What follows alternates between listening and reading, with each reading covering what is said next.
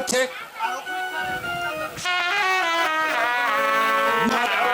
আমার মনে হচ্ছে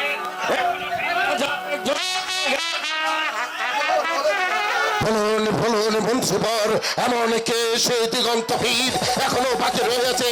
আপনি এই মুহূর্তে আমার কাছে খুলে বলুন, আমি যাব সেই রাজাকে পরাস্ত করতে। আপনি আপনি অনেক রাজার সহিত সবাইকে পরাজিত করেছেন, কিন্তু অজয়পুর অধিপতি অজয় সিংকে এখনো পরাজিত করতে পারেননি মহারাজ। বলুন মহারাজ, এখনো এই কথা কেন আপনারা আমাকে গোপন করেছেন? শান্তিপুর শান্তিপুর শান্তিপুর, হ্যাঁ মহারাজ, শান্তিপুর শান্তিপুরের রাজা অজয় সিংহ এখনো বাকি রইয়াছে। ততক্ষণ পর্যন্ত আমি অজয় সিংহ পরাস্ত করতে না পারবো, ততক্ষণ পর্যন্ত আমার দিলে শান্তি আসবে না। মন্ত্রী বস, বলুন মহারাজ, বলুন। আমি আপনার সামনে এই তরবারি স্পর্শ করে বলছি, গোসাইজি, যতক্ষণ পর্যন্ত ওই শান্তিপুর রাজা অজয় সিংহকে আমি পরাস্ত করতে না পারবো, ততক্ষণ পর্যন্ত আমি আর দেশে আসবো না। মহারাজ লাফা লাফা সারে দেরি কিছু দিন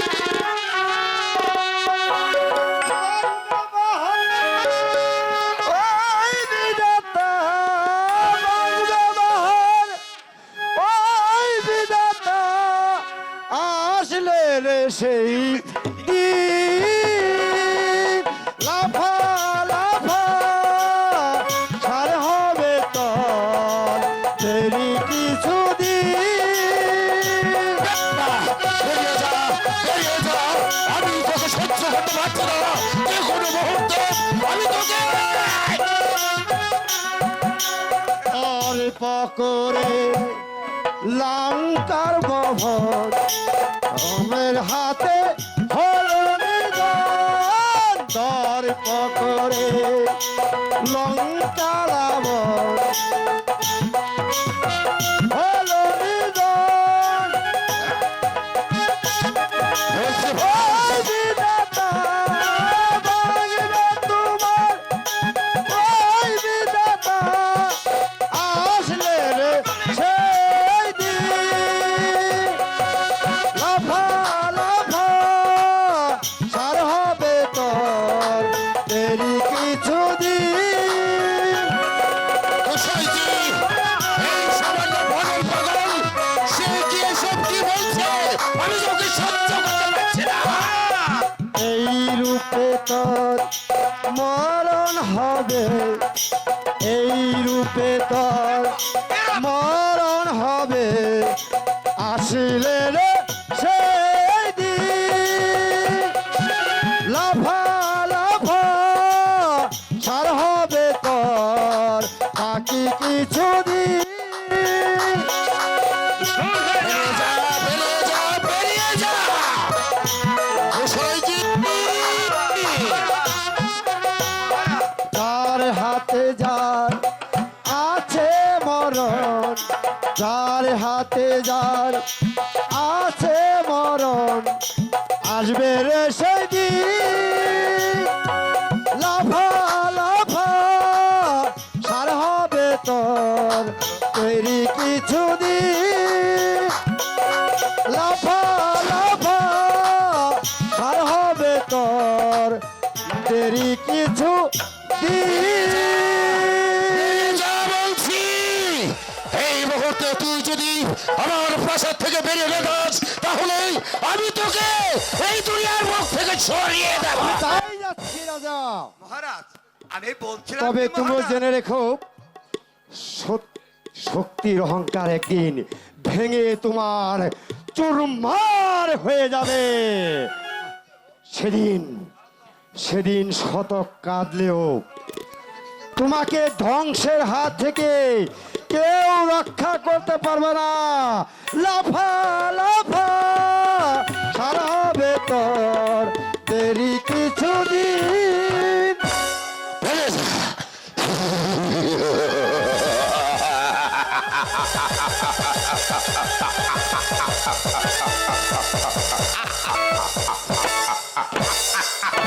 গোসাইজি, সামান্য বনের একটা পাগল সে আমার নীতি কথা শুনিয়ে যায়, নীতি কথা শুনিয়ে যায়। মহারাজ আমি বলছি কি মহারাজ, আরে পাগলে কি না বল আর ছাগলে বা কি না খায়, এ কথা ভেবে আমাদের সময় নষ্ট করা যাবে না মহারাজ। বেশ, মহারাজ একদম সত্যি কথা বলেছে, একদম খাঁটি কথা বলে গেল। নরোত্তম, আহা, সত্যি কথা মানে? মানে আরে পাগলে যা বলে গেল তা কখনো মিথ্যা হবে না। গোসাইজি, আমি আপনার কাছ থেকে রীতিবাক্য শুনতে চাইনি। আমি মোটেও কাপুরুষ দুর্বল নই। জান মন্ত্রীবর, এই মুহূর্তে যুদ্ধের আয়োজন করুন কি?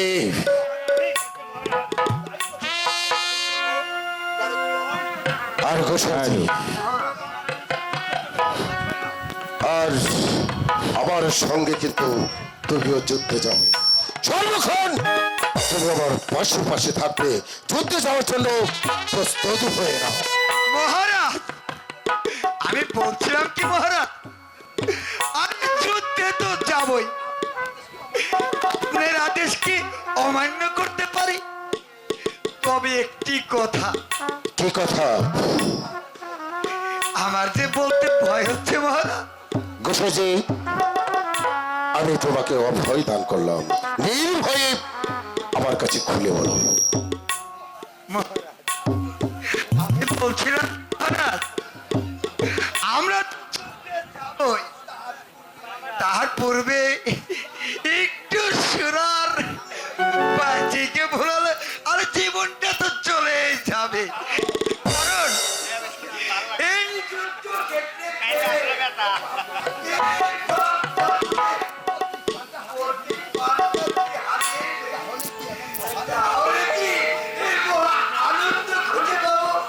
গোসাইজি, আপনার প্রস্তাবটা আমি ফেলে দিতে পারছি না, তার কারণ যুদ্ধে যেহেতু যে কোনো একটা কিছু হয়ে যেতে পারে।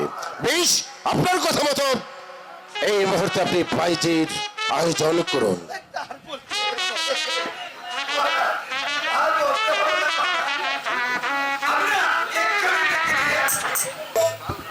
মন্ত্রীবর, বলুন মহারাজ, আমি বলুন। যাব শান্তিপুর সেই অজয় রাজার সাথে যুদ্ধ করতে। হ্যাঁ। এটাই হবে আমার জীবনের শেষ এবং বিজয় নিশান। আমরা যে করে হোক এই যুদ্ধে জয় করবই মহারাজ। আপনি থাকলেই এই যুদ্ধ আমাদের জয় করেছিল না, কোনো ব্যাপারই নাই মহারাজ। তাই করতে হবে মন্ত্রীবর, তাই করতে হবে।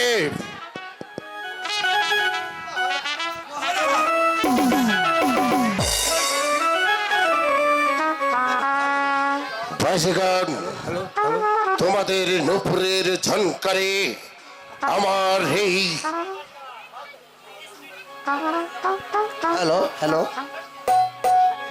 এই মুহূর্তে তোমাদের উপরের ঝনকারে আমার সেই পশু পিক্তি মনটাকে জাগৃত করো। সেই তোমাদের নুপুরের নাচ থেকে আমি যাবো শান্তিপুর অজয় রাজাকে ধ্বংস করতে, তাকে আমি এই পৃথিবীর বুক থেকে চির বিদায় করে দিতে।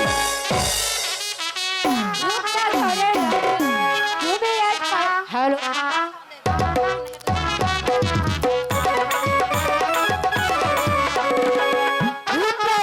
রাজা, তুমি এক পাবে সাজা, রাখবো বন্দি করে, এসো না রাজা মনের কারা ঘরে।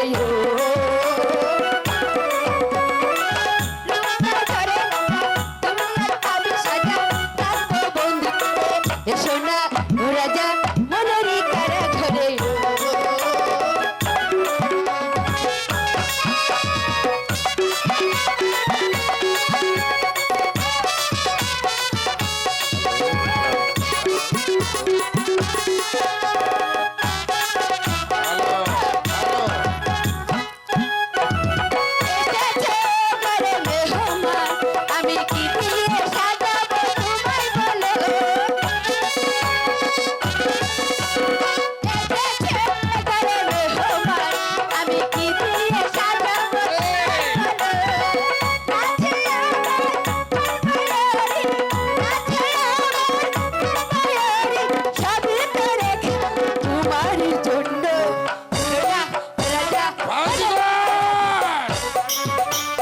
গোসাইজি মহারাজ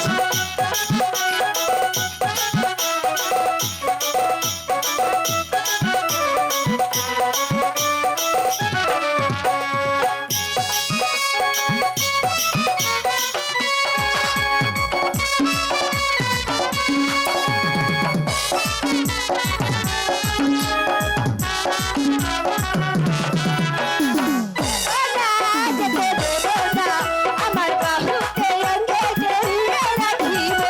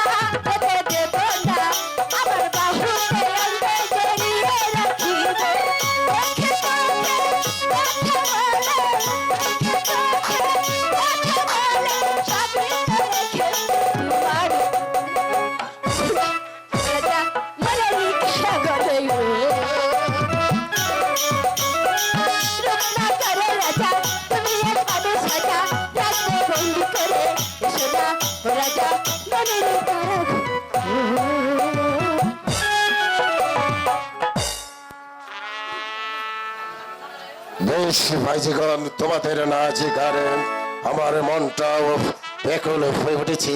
আমি অনেক আনন্দ পেয়েছি। এবারে তোমরা বিশ্রাম করোগে, তারপর তোমাদের উপযুক্ত পুরস্কার আমি গোসাইজিকে দিয়ে পাঠিয়ে দেবো।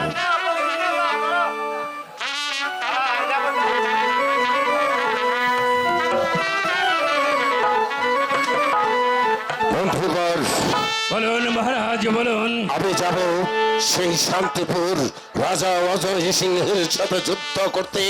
তাকে পরাস্ত করে আমি ছিনিয়ে আনবো আমার জীবনের শেষ বিজয়। তাই আনতে হবে মহারাজ। আর দেরি না করে এই মুহূর্তে আপনাকে যুদ্ধের সাথে সাথে দিচ্ছি। চলুন মহারাজ। গোসাইজি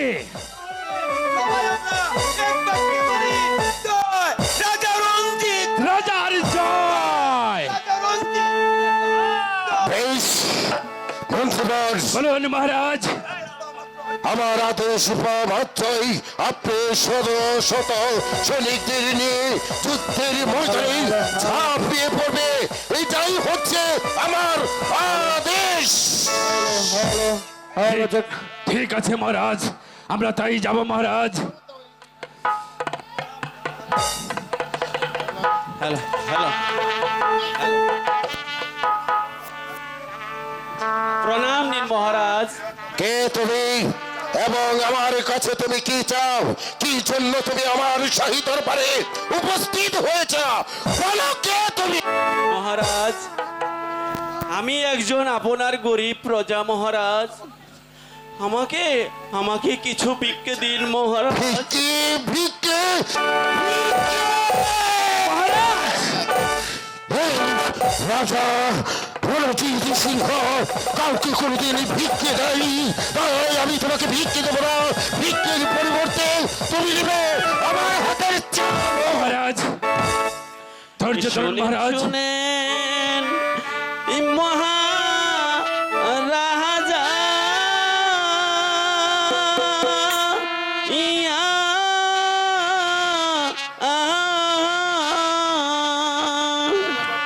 ইয়া আমি আপনার গরিব প্রজা কি রাজন হে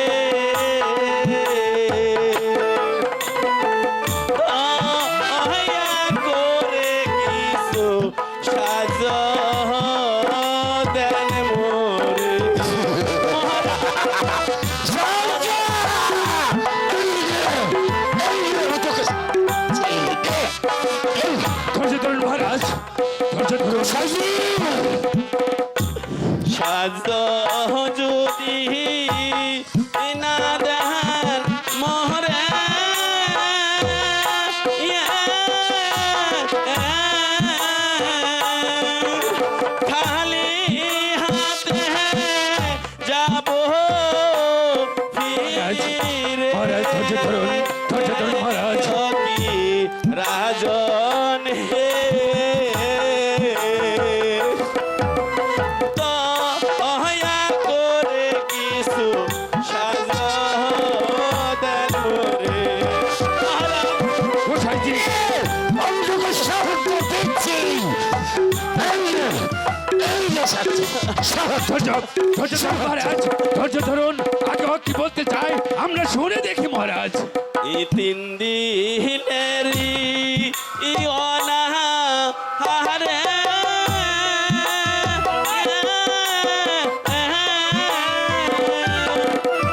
বহন জলমহল নাইও দহরে কি রাজন হে দয়া করে কিছু সাজদেন রে কি করলেন? আমি তোকে দয়া করছি। মহারাজ। ধৈর্য ধরুন মহারাজ। মহারাজ মহারাজ মরে যাবে তো মহারাজ।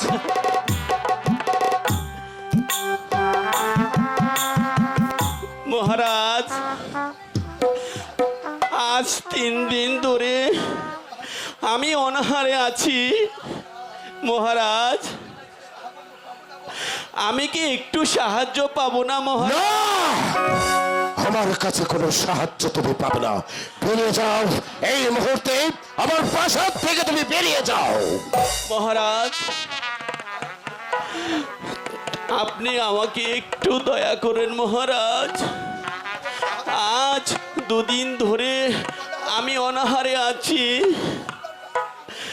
আপনার কাছে কি কিছু সাহায্য নেই মহারাজ?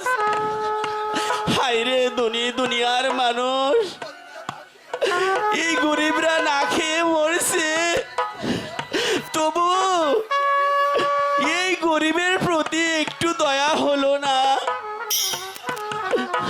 আমি জানতে চাই তুমি যাবে কিনা। মহারাজ আমি যাচ্ছি মহারাজ, আমি যাচ্ছি মহারাজ। আর কোনোদিন আপনার কাছে আমি হাত পেতে আসতে চাবো না মহারাজ, কোনোদিন না মহারাজ, কোনোদিন না। মহারাজ আমার অপরাধ ক্ষমা করুন মহারাজ। আমি বলছিলাম কি মহারাজ, ওই ক্ষুধার্তকে অন্ন দান করা আর তৃষ্ণার তাকে জল দান জল করা দান করা এ তো অনেক পুণ্যের কাজ মহারাজ। গোসাইজি কি আর বলতে তাই চাচ্ছ? বলছিলাম কি মহারাজ, এই মানুষটাকে না কিছু সাহায্য করুন, অনেক পূর্ণি হবে। কবে কি পুণ্যি হবে? ক্ষুধার্তকে অন্নদান, তৃষ্ণার্তকে জল দান, এটা করলে অনেক পুণ্যের কাজ হবে, তাই না গোসাইজি? আমার। এই কথা তো তুমি আমাকে বলেছ। আমি যুদ্ধযাত্রা লগ্নে আমি কারোর প্রাণে একটু আঘাত দিতে চাই না। যাও যুবক, ওই তো তুমি চেয়ে দেখতে পাচ্ছ ধল্লা নদীর তীরে আমার একটি চন্দন বন আছে। আজ থেকেই ওই চন্দন বনে গিয়ে তুমি কাঠি কেটে বাজারে বিক্রি করে তারপর তুমি তোমার জীবিকা রক্ষা করবে। যাও, এটাই হচ্ছে তোমার উপযুক্ত পাওনা। জয় রাজা রঞ্জিত সিনের জয়, জয় রাজা রঞ্জিত সিনের জয়। এই রঞ্জিত রাজার দয়া হলো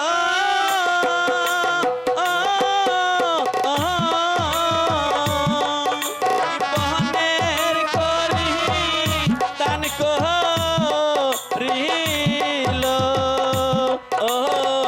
কি ভগবান হে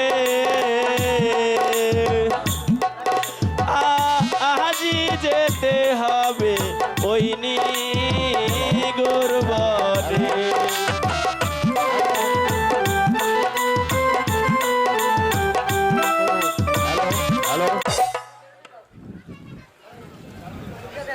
এই পিতা স্বর্গ পিতা ধর্ম পিতাই পরম ধর্ম।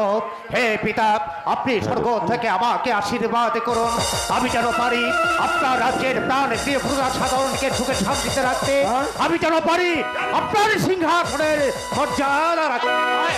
রানী করে এই কে আছে? রানী কেনা রানীকে দরবারে পাঠিয়ে দে।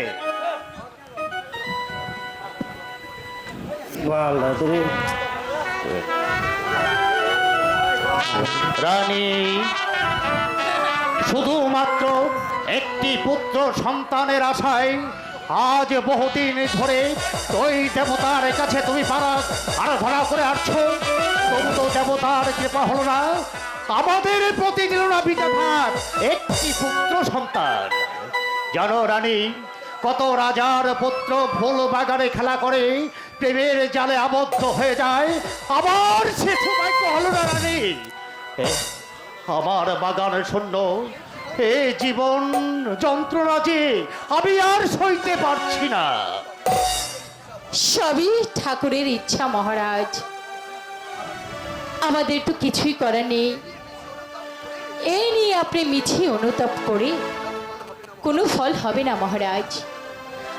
হ্যাঁ, এখন থেকে আমি একটি কাজ করব রানী। আমাদের একমাত্র মেয়ে বিস্ময়ারূপে পূর্ণ শশীকলা, তাকে না হয় প্রতিদিন আমি ওই ফুল বাগানে খেলা করতে নিয়ে যাব, তা দেখে হয়তো ওই ভগবানের কৃপা হতে পারে, আর তোমার চলে আসতে পারে একটি পুত্র সন্তান। না মহারাজ, তার কোনো প্রয়োজন নেই, এতে আমার কন্যার বিপদ আসতে পারে। এই পরিকল্পনা আপনি একেবারেই ত্যাগ করুন। ঠিক আছে রানী, দাসীগণকে ডেকে জিজ্ঞাসা করে দেখি পূজার আয়োজন করা হয়েছে কিনা। কোথায় দাসী?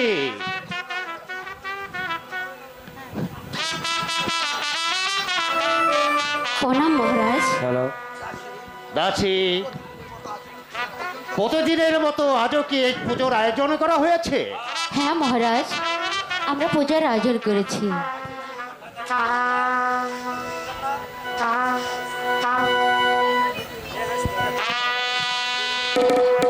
শুনেন শুনেন মহারাজা, আমরা সকলে রব পূজার জোগাড়ে। শুনেন শুনেন মহারাজা, আমরা সকলে রব পূজার জোগাড়ে।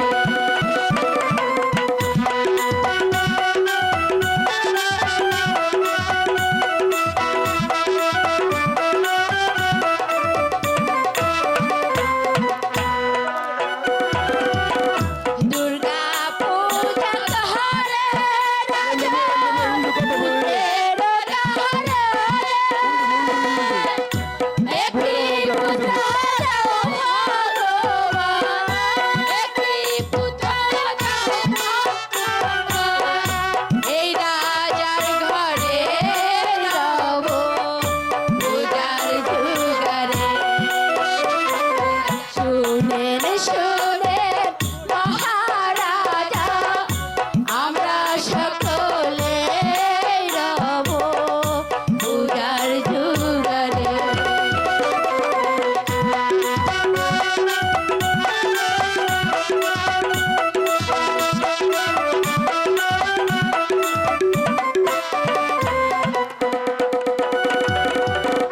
কে বাজাবে হে যমুনাতে জড়ার বিবাহের জরে, কে বায়নে হে দেবে পুষ্প,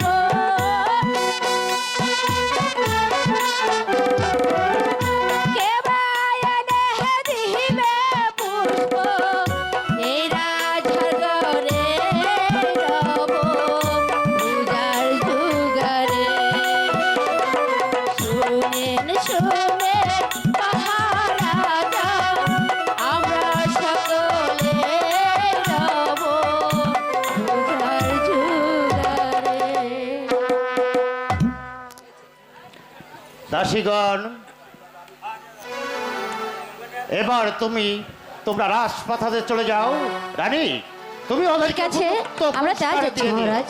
ঠিক আছে, তাই যাচ্ছি। চলো দাসীগণ।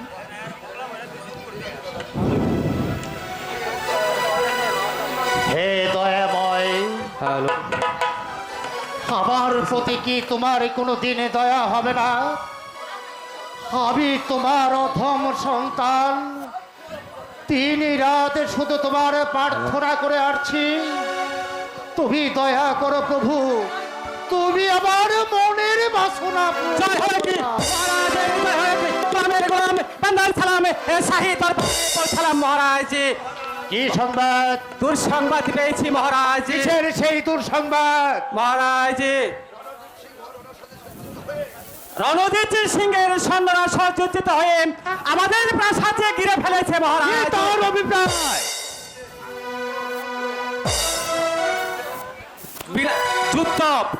বিনা যুদ্ধেই রণজিৎ সিং আমাদের রাজপ্রাসাদ ঘিরে ফেলেছে সমস্ত সৈন্য দিয়ে। যে আপনার জগদূত, সেই মুহূর্তে সেনাপতিকে এই তরবারে পাঠিয়ে দাও। ঠিক আছে মহারাজ, আমি তাই করছি। দাঁড়া, এ সম্ভব আপনি তো ভাবতেই পারছি না। আমাকে কোনোভাবে এই গণতন্ত্র হবে কেন? সে বিনা উদ্দেশ্যে আমার প্রাসাদ আক্রমণ করছে। কি অপরাধ করেছি আমি তার কাছে? হয়তো সৈন্যদের কোলাহল শোনা যাচ্ছে। দাঁড়া, আমি আর নীরবে দাঁড়িয়ে থাকবো না। আমিও রঞ্জিত সিংহকে বইয়ের উপযুক্ত দিয়ে যাব। আমাকে কেন স্মরণ করেছেন মহারাজ? ওই শোনো সেনাপতি, রঞ্জিত রাজার সৈন্যদের কোলাহল। রঞ্জিত রাজা? হ্যাঁ সেনাপতি, বিনা অপরাধে সে সৈন্য নিয়ে আমার প্রাসাদ আক্রমণ করছে। তাই তুমি আমাদের সমস্ত সৈন্যদেরকে নিয়ে প্রস্তুত হতে বলো। এ নিয়ে ভাববেন না মহারাজ, এই আমি যাচ্ছি। যে শত্রু বিনা অপরাধে এই দেশের শান্তির অশান্তির আগুন জ্বালে যাচ্ছে, আমি সেই শয়তানকে হত্যা করে শয়তানের বদলা নেব। তাই করতে হবে সেনাপতি, তাই করতে হবে। বাজাও ঢঙ্কা, সাজাও শূন্য। এবার আমি অগ্নি ফুলঙ্কের মতো চলে উঠতে চাই এবং ওই রঞ্জিত রাজাকে বুঝিয়ে দিতে চাই তার চেয়ে আমাদের শক্তি কিছু নেই। রাজা রঞ্জিত রাজা, জয় রাজা, রঞ্জিত রাজা, জয় রাজা, রঞ্জিত রাজা। মহারাজ, আপনি কোনো চিন্তা করবেন না মহারাজ। নদীর ওই রাজ শক্তির চেয়ে আমাদের রাজ শক্তি মনেই দুর্বল নয়। তাই আমি তাকে বুঝিয়ে দিয়ে যাচ্ছি, অজয় রাজার কাছে চিরনির্জন হার মেনে যাচ্ছে। রাজা রণজিৎ সিংহ, তুমি ভেবেছ এত সহজে আমি হার মানব? অসম্ভব। আমার দেহে এক বিন্দু রক্ত থাকতে আমি তোমার কাছে কিছুতেই পরাজিত স্বীকার করব না। এবং তুমিও সেদিন বুঝতে পারবে অজয় সিংহ ভীরু কাপুরুষ নয়।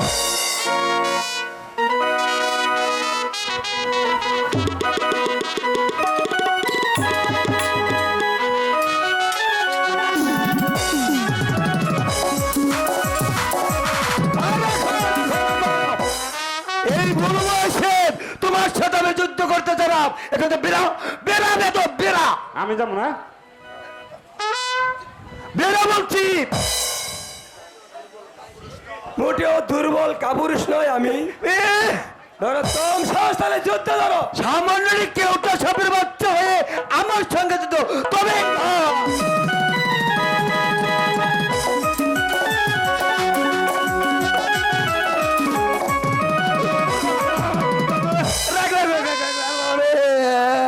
এবার বলছি তো ও বাবা রে,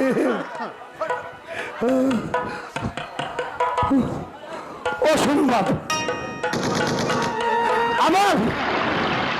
আমার এই হাতে বল কাটতে তোকে আমি তোর না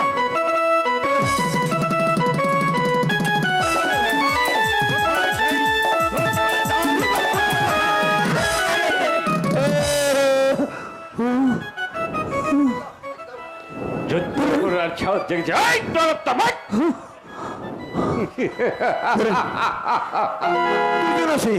রঞ্জিত রাজার শূন্য সেনার সাথে যুদ্ধের সাথ জেগেছে তাই না? আমি বলছি এখান থেকে তুই বেরিয়ে যা। এই শয়তান সংস্থা দর্শকর বেশ আমি তাই ধরছি।